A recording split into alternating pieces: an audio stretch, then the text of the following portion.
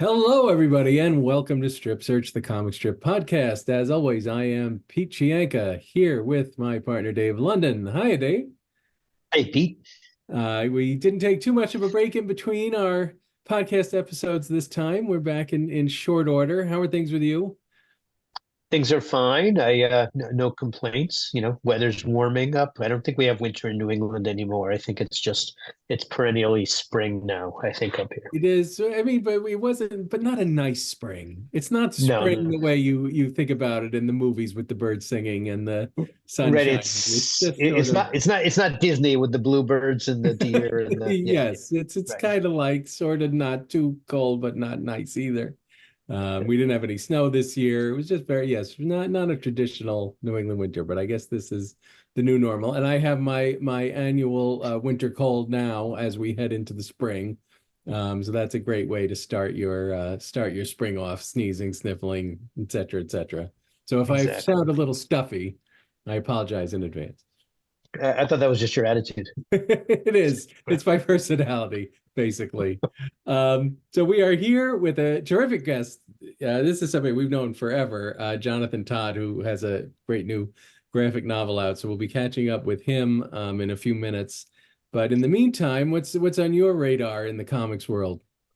So I guess sort of an article I ran across. It was published, I think, in the Washington Post, but since that gets distributed to various newspapers. Anyone who read the Globe might have seen it. But the focus of the article was female cartoonists, female creators, and the lack of female creators on the comics pages. And for those folks who may or may not know, a big thing that happened recently in the comics world is Gannett Corporation, which you and I are familiar with since Gannett, we've had our own experiences with them and the way they've consolidated and created uniformity in the world of comics. What they did was they basically took all the comics pages from all the Gannett newspapers, a lot of the town weeklies and so on and so forth, and a lot of dailies, and they created a uniform comics page. And they decided which strips are going to run. And so no matter whether you're in, downtown Denver, or Dubuque, Iowa, wherever you are, this is the comics page. It's the same comics page throughout the country.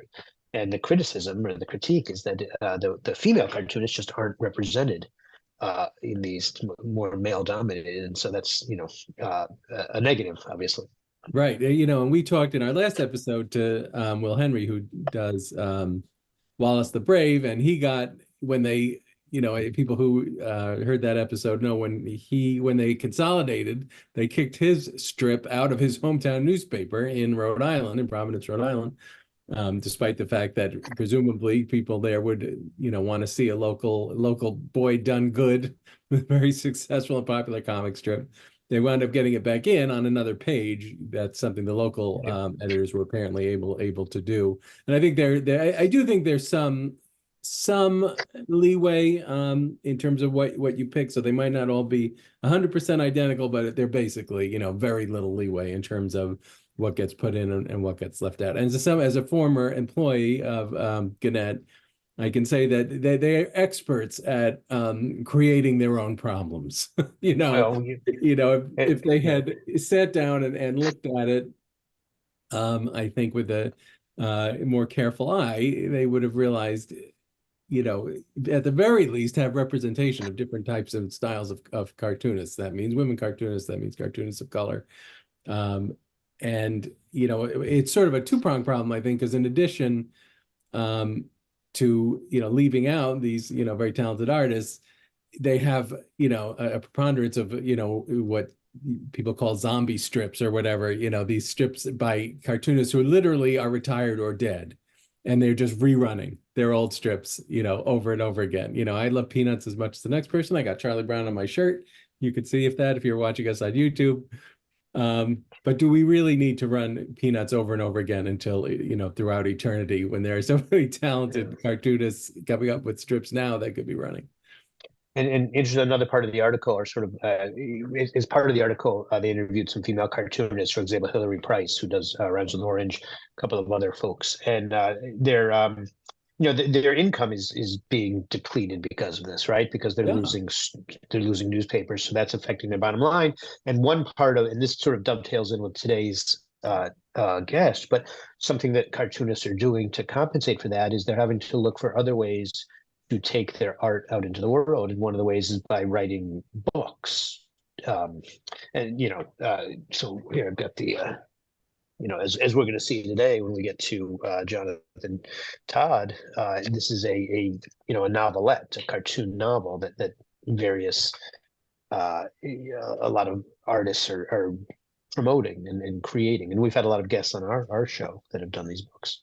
Yeah, which is very cool, and it's a great outlet for them, and it's awesome that there's a market for them, among young readers in particular. But I just feel like the average comic strip fans of all ages are getting the shaft right alongside these poor cartoonists who are getting left out. But hopefully, there's a lot going on in the local newspaper space right now in terms of startups and people in communities realizing that they're not being represented well, and they're actually finding the funding to start up their own newspapers. And hopefully eventually those, may start running some of these cartoonists who are being left out from, by some of these bigger, more consolidated companies. So we shall see. But yeah, it's an interesting thing to keep an eye on, and we'll definitely keep an eye on it here. And then before we get to our guests, we should plug the fact that you and I will be appearing at the Boston Kids Comic Fest and KidsCon New England, a couple of events that'll be coming up over the summer. Fantastic events, KidsCon New England in New Hampshire, Boston Kids Comic Fest here in Massachusetts. We'll post on our website the dates as we get closer, that folks can come see the various cartoonists that attend these wonderful events. That's right, petpeevescomic.com, where you'll be able to see what we're up to and what we're working on. Hopefully by one, if not both of those events, we'll have a brand new book collecting our most recent Pet Peeves comic strips over the last couple of years. We're well on our way to sending that off for publication. We're not 100% sure of the exact date, but it's coming together. It's so interesting to, on our end to pull those together. We're going to have some brand new things in there that you've never seen before, specifically for our purchasers of our book. So more to come on that as we go forward. No zombie strip from us. These are That's right. We're brand very new. much alive and creating new material. Knock on wood. We're not young, but we're alive. Well, then, I guess what we can do is move forward with our guest, Jonathan Todd, after a very brief, no more than 30-second pause, and we'll be back to talk to him about his new book, Timid. Stay tuned, everybody.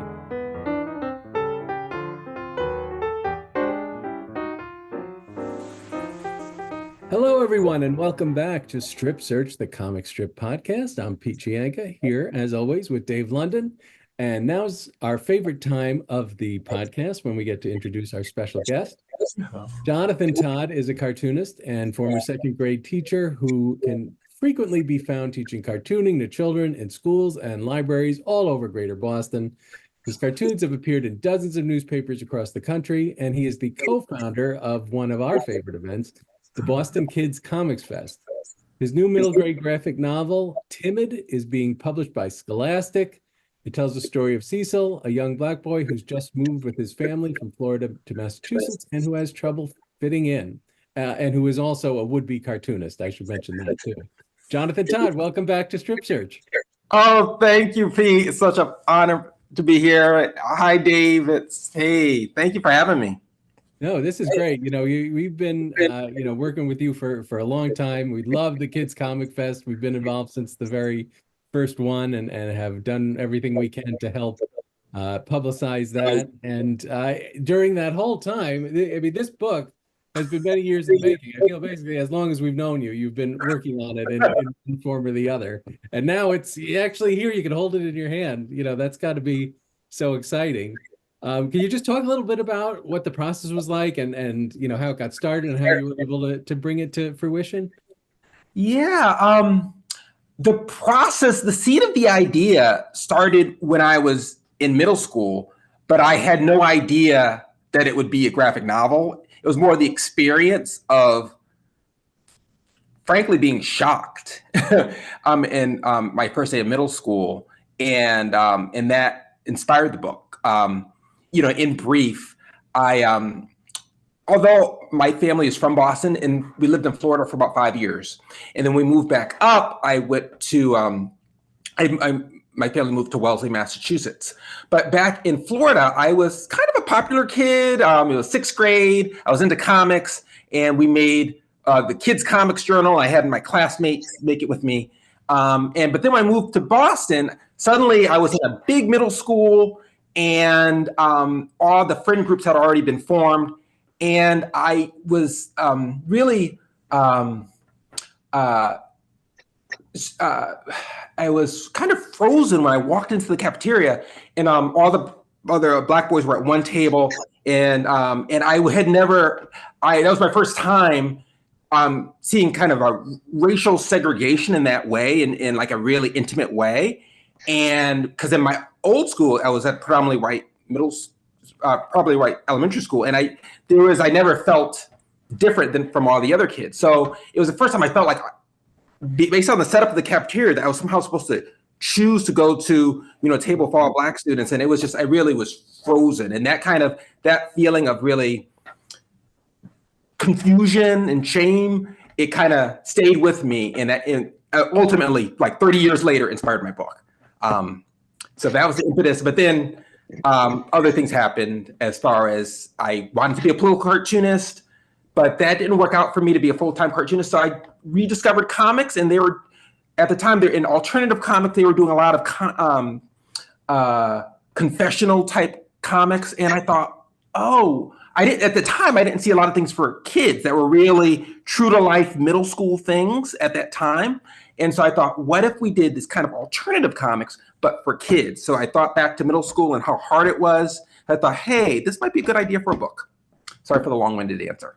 No, that's great. So this sort of dovetails from Keith's question, but and you address it in your author's note a bit that Timid feels autobiographical when you read it. So how much of Timid is actually based on your life, and where did you depart from the real life into the fictional life? Yeah, I guess the way I think best to describe it is that Cecil very much is how I was personality-wise in middle school, but the actual plot points are different in the sense of one in Cecil's story, he's always lived in Florida, and then his family moves up for the first time. So that's a kind of a big change. And let's see, just a lot of the other, so the characters are. Some of the other characters, they are made up. Sometimes they were inspired by combinations of people I knew. Like Ruthie is kind of like a combination of people I've kind of known, and Chris, the main antagonist, is kind of a combination of kind of a friend I had, but also someone who wasn't a friend. So it's very much fiction, but the protagonist is very much how I kind of functioned, and his inner thoughts are very much the inner thoughts I had. Yeah, I think I wanted to get to this later, but since you brought it up, I really like how you hear his inner monologue through the whole book. There's no real narration. Like, when you used to read comic books, there'd be the little boxes and the writer would be sort of explaining what's going on. There's none of that, but there's a ton of you basically hear his thoughts or read his thoughts on every situation he goes into. So how did that sort of help to propel the story along by sort of including that kind of sort of intimate sort of inner narration from him? Yeah, I really cherish that, I guess, technique, in that for me, when I've always read graphic novels where there's a narration above, it always felt like I was somewhat removed from the story. It just felt more like a picture book. And what I love about comics is that we have these tools of the thought bubble. So you could, in real time, know what someone's thinking. The trick is, I wanted people to journey with Cecil. And so when you're journeying through, you don't know what the other person's thinking. So so you probably noticed that you never see what other people are thinking, even though as the cartoonist you could show what people are thinking, but in real life when you're going through, like, you have no idea what other people are thinking. Yeah. So I just felt it, by having it as thought balloons versus narration, it just gave the story more intimacy, and also helped things to go in real time. I want it to be in present tense. And so I think sometimes with narration, it's more like kind of looking back at reflective. So in a way, it's not a memoir. It's more like, this is in real time. You are journeying through these awkward, tough middle school years and months with the protagonist. Yeah. And I should have said right off the bat, I just finished the book and I loved it. I mean, I really can see how somebody who's, it's aimed at people who are that age. And I could see how, how much that could mean, in addition to being a compelling story, how much that could mean to somebody at that age who's probably going through something very similar. Yeah. I really of any background, but in particularly young students of color. And you talk about, you had mentioned before about your experience when you came up to the Boston area, which does not have the best reputation when it comes to race, historically. So I guess so it sounds like your experience, or Cecil's experience mirrored yours. So so what were you hoping to get across about that experience and about your experience and Cecil's experience, as a result? Yeah, I guess I wanted to make it kind of universal. I feel like Cecil's reactions were very natural based on his experience in middle school. This kind of, and one feeling like, in that instance, feeling like you were forced to be friends with people who looked like you just because they looked like you, and that didn't seem like fair to me. Fair as as a middle schooler. It's like I almost feel like I didn't have the freedom to be friends with whoever I wanted. So I was hoping to try to explain where Cecil's coming from, and in wanting kids to feel like they shouldn't have to feel like they're forced into a box. And so in a way, it also making universal is that, yes, Cecil's experience happens to do with his cultural background, but I think people could feel isolated and alienated for any reason. Like it might be like a queer identity. It might be their body size, and they feel alone. So I really wrote the book for anyone who kind of feels alone for any reason. And I think a lot of us go through that. And so I was just hoping that, to kind of take shame out of it. Like, this is just very natural middle school feelings, and they're human. And so I wanted the book to be a companion for any kid who might feel alone. Yeah. Jonathan, one of your earlier answers, you used the phrase "the primary antagonist." I think that's how you described him. I want to ask you about that, because I don't know that I necessarily felt there's like a villain in the book. There's just it's a conflict, but the kids who don't treat Cecil especially well, they still they'll realize the error of their ways, and so was wondering about potentially the conscious decision about how to. Where to make the villain versus non-villain antagonist. Yeah. I mean, I think people all have different motivations. So in a way, it's more about people. I wanted the kids to feel real, and so that the main antagonist is Chris, but it's just like Chris has just different value system than Cecil or from Ruthie. So, Chris is maybe more self-centered. So that's Chris, and he's being himself. And so Cecil's challenge is to be himself too. So yeah, I think they're just, when you're in middle school or just people in general, you just have certain motivations of letting those just play out. I don't know. Does that answer your question, Dave? Yeah, yeah, it does. We're just trying to get, your thought process Yeah. and what went into the I mean, book. And I think that makes a lot of sense, making, having people real. I mean, the true villain, right? The Marvel comic villain, they're not real people, right? They're just sort of pure good and evil. And that's not really the way yeah. reality is. Yeah. Or even I feel like some of these coming of age stories include this like, uber bully who's just Yeah. horrible, or the super racist, like the without the redeemable Yeah. qualities, which maybe makes for a strong conflict, but like you say, but that's not necessarily how life works. Everybody has, like, yeah, I think you put it very well talking about people's motivation. So I liked how people would come back later and say, "Oh, you know what? I realized that it was stupid of me to do."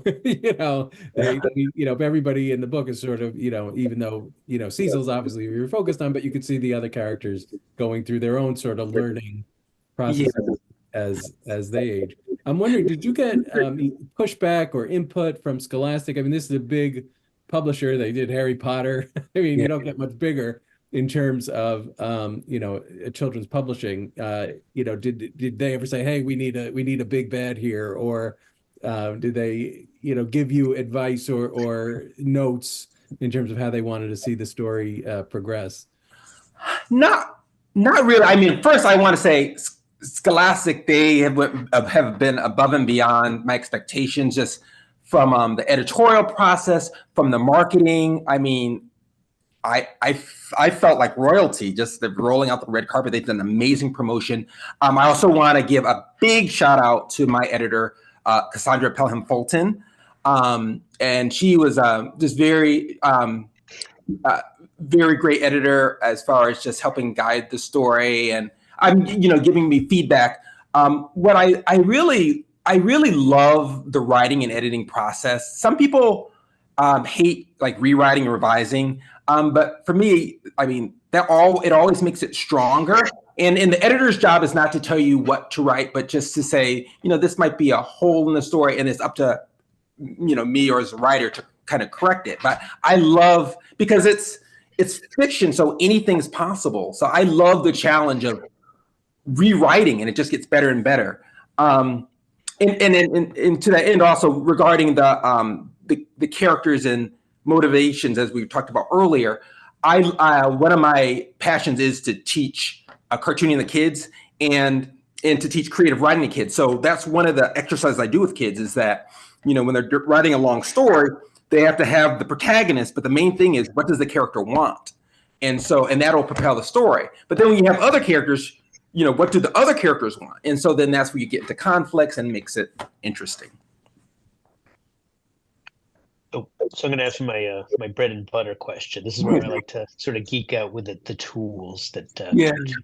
So I want you to go into great detail so that me and all the other people who like to geek out in this know what I want to know: the pens and the pencils and the paper. And did you do it old school or did you use computer? Just lay it all on us. Yeah. Well, hopefully if you read through and look, you'll see that it's totally old school, even to the point of hand lettering. And I know a lot of cartoonists, don't do that anymore. But I love lettering. So it's drawn on Bristol board, 2-ply smooth surface. I use the drawings are done with a number 1 brush, watercolor brush, series 7. I forget the name of it, but series 7. Did you go Windsor and Newton? Series 7, there you go. And then the pens, I use micron pens, usually like a 0.5 or a 1 for the lettering. And yeah, and had a very talented colorist. They employed Dominique Ramsey, and she really just made it pop, I think. So, yeah. And in terms of the drawing, so did you like do a script that the publishers worked with you on before you sat down at the drawing board? Did you do sketches? Like, how does that work when you're working with the publisher that way? Yeah, so well, it was a long process in the sense that I was talking with an editor at another publisher for at least about 18 months, and with the other editor, the story progressed a long way. And so my general process is I write it as prose. I write the whole story out as prose, and then once I have it out in prose, I thumbnail it, and then so the editor sees it in two different phases. I summarize each chapter in prose, so they'll see that, and they'll give me feedback on just the story. Then once we agree on that, then they'll say, okay, it's ready for thumbnail. So then I'll write a thumbnail based on that revised copy. So then I show her my thumbnails. And then she gives me some feedback on that. And there wasn't much feedback on that once I got to that stage. And then from each thumbnail page, then I take out the Bristol, and then I'll do more detailed rendering, research things I need, like, what does a 1981 Mercedes-Benz look like from a front view? And that's the wonderful thing about the internet. We have all these photos. You can see the interior of a car from 1981, and so it's great. So I use a lot of that, especially there's a plate like my family first moved with some friends in Brookline, Mass. So those houses are very distinctive. So it was just a fun art project. Fun. Yeah, right. It's a period piece too. So yeah. No, that's very cool. And I guess I actually thought that occurred to me, because even the very beginning when they're driving the car, and it's that big, that car from, the old school, back in the 70s and 80s, when these tanks, right? These big square, tank cars. Yeah. No, thank you. Yeah. No, you really got to, the cafeteria is well captured. I mean, it's, I think we're a little older than you, but we definitely, I think, came up in a similar atmosphere, and it certainly resonated with me. And like you said, sometimes it's just being the sixth grade kid who's into comics is enough to make you feel alienated or whatever. Yeah.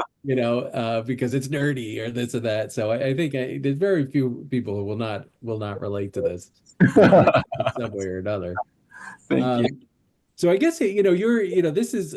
We talked to a lot of cartoonists who, and I think what you've done is a goal of a lot of them to be able to come up with a piece of work that's personal and professionally published. And so what advice would you give to maybe younger cartoonists coming up who have an idea, who want to bring it to that next level? Yeah.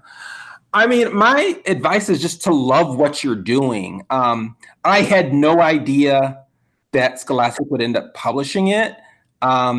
I guess I got to the point where, I wanted to, for a while, just draw a syndicated comic strip. And then, and you guys know about this, you send it out to editors, and you could spend your whole career just pitching comic strips, And like, I just want to do something and complete it, even if it's not published. Right. So that was kind of, it was a personal story. It says, I just want to, even if I have to self-publish this, I just want to get it out. So it was just the love of the craft and just loving that. And then kind of everything else fell into place. The other thing that I did, the really practical steps I did is I did want it to make it a publishable book, even if a publisher didn't pick it up. I wanted to be of a quality where a publisher would want to publish it. So my big challenge was learning how to write long stories. So I did this other graphic novel idea, and I got like 50 pages in drawing it, and I could get an editor to ask for it, but then they've never acquired it. It didn't move from there. So I was wondering, what was I doing wrong? So I ended up hiring a freelance editor, and I had to pay for this. And they give me feedback. So then when I got her feedback, I'm like, wow, I really don't have a clue on how to write long stories, because I was, I came up with I was a comic strip guy. So I decided I'm going to go back to writing school. I'm going to go back to school. I got a master's of creative writing just to learn to tell long stories. And I think that made the difference is basically you have to get the editor. So I wanted to produce a manuscript that editors would kind of recognize, okay, this person knows what they're doing. So I went through the Solstice MFA program. At the time, it was at Pine Manor College. Now it moved to LaSalle University. And just learned about workshopping stories. And I think that gave me a good foundation. So then once I pitched it to like this first publishing house, she said, "Oh, this is interesting," and I was able to work with her for 18 months before she went to another publisher, and then by that time I made friends with other editors or got to know other editors, and then pitched it to them. So then Scholastic ended up acquiring it. See, I knew I should have gotten that master's. Hey, no time like the present. That's right. My kids are out of college now, so I'm not paying their tuition. I could just transfer that payment over to myself. Yeah, I highly recommend the Solstice MFA program. Excellent, excellent. Well, believe it or not, we are almost out of time already. This flew by, but we want to tell people where they can find Timid, where you're going to be to promote it, and anything else you have on your radar that you'd like people to know about. Yeah, the book launch is going to be at Belmont Books on April 2nd. And then kind of the big party is going to be that following Saturday at the Putterham branch of the Brookline Library. And then other events I'll be doing, Frugal Books in Roxbury. That's the Saturday, April 27th. I will be at the Boston Public Library, April 16th. There'll be a Silver Unicorn Festival coming up April 20th. I'll be at the Comics and Color Festival at Roxbury Community College that same day in the morning. And then there's the Boston Kids Comics Fest in June. I'll be at Toronto Comic Arts Festival in May. I'll produce a blog post about my upcoming events. If you go to jtstories.com, click on blog, and I'll have a post that I'll list my upcoming events. And if you want to buy Timid, you can. I encourage you to go to your independent bookseller.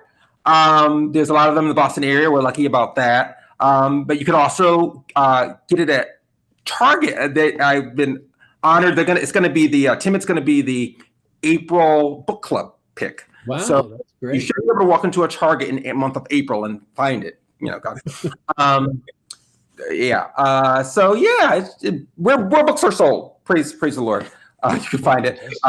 Comic book shops. If you like comic book shops, check out the Million Year Picnic. Check out Frugal Books in Roxbury.